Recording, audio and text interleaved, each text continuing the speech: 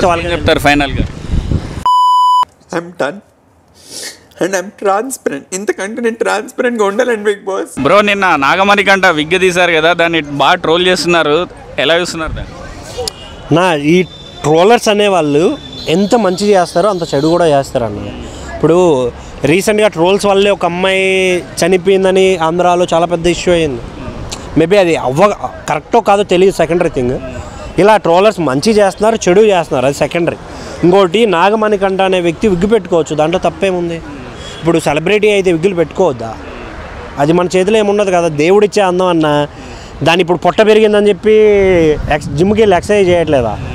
Same అంతే, ఆయనకి వచ్చింది విగ్గు తీయాల్సి వచ్చింది అక్కడ సిచ్యువేషన్, ఆయన ఎమోషన్ అయ్యి. చాలామంది ఏంటంటే ఏదో ఏడుస్తున్నాడు, తన బాధ చెప్పుకుంటున్నాడంటేనే అరే ఇడు ఫేక్, ఇడు కావాలని యాక్టింగ్ చేస్తున్నాడు, కార్డు ప్లే చేస్తాడు అంటారు. సేమ్ అదే ఆ వేలోనే మాట్లాడతారు చాలామంది. అందరికీ తెలియదు ఏంటంటే ప్రతి మనిషిలో ఎమోషన్స్ ఉంటాయి, కొందరు కంట్రోల్ చేసుకున్నా కొందరు చేసుకోలేం, అంతే తప్ప ప్రతి ఒక్కరికి ఎమోషన్స్ ఉంటాయి. నీ బాధలు నువ్వు చెప్పుకోవాలి అనుకున్నప్పుడు ఖచ్చితంగా చెప్పుకుంటావు.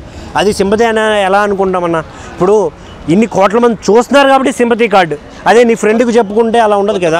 రివర్స్ చెప్తున్నారు, అంటే నాగమణికంట ఆల్రెడీ ప్రిపేర్ అయ్యే బిగ్ బాస్కి వచ్చాడు, ఇలా ఫస్ట్ వీకే వచ్చి సింపతి గేమ్ చేయాలని ఇట్లా ఆల్రెడీ ఫిక్స్ అయ్యే వచ్చి ఇదంతా యాక్టింగ్ చేస్తున్నాడు అని కొంతమంది అంటున్నారు. దాన్ని ఎలా చూస్తారు అన్న? అన్ని కెమెరాలు ఉన్నాయి ఇంట్లో, యాక్టింగ్ చేస్తే ఒక్కరోజన్నా దొరికిపోడా?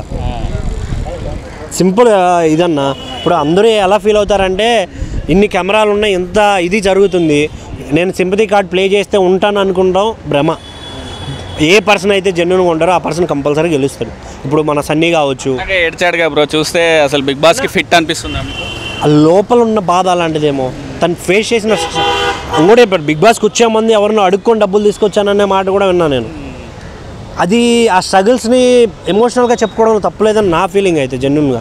ఎందుకు అంటే ఇప్పుడు సన్నీ బ్రో కావచ్చు, సన్నీ అన్న గేమ్స్ ఎంత ఆడాడు, అంత నవ్విచ్చాడు, అంత ఎమోషనల్ అయ్యాడు, అన్నీ చేశాడు కాబట్టి గెలిచాడు. శ్రీహాన్ కావచ్చు, రేవంత్ కావచ్చు, వాళ్ళ లోపల ఉన్న ఒరిజినాలిటీ ఏదైతే ఉందో దాన్ని బయట పెట్టారు కాబట్టి విన్నర్స్.